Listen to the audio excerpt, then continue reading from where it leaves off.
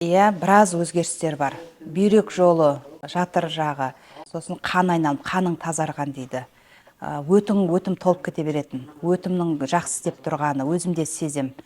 Бұрымна оң жақ қапталым постоянно шаншып тұратын еді. Соның бәрі кетті, ісік кетті, қан айналымы, ұйқы дұрысталды. Кейде бір 3-4-ге жақын ұйқың оянып кеткеннен ұйқың келмей, сондай болатын. Ал қазір түнде ұйықтағаннан таңертең бірақ тұрасың.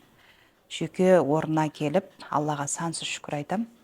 Қазақ клиникасына келіп, результатымды сіздермен бөлісуге келіп отырмын. Аллаға сансыз шүкір айтам.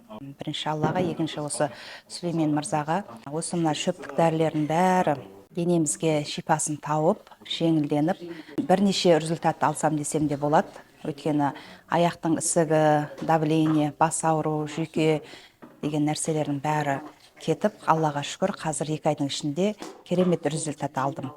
Сіздер де келсеңіздер болады, ауырып ем іздегенше ауырмаудың жолын іздеп, осы шөптік дәрілерді уақытымен ішсеңіздер, сіздерге де шипа болады.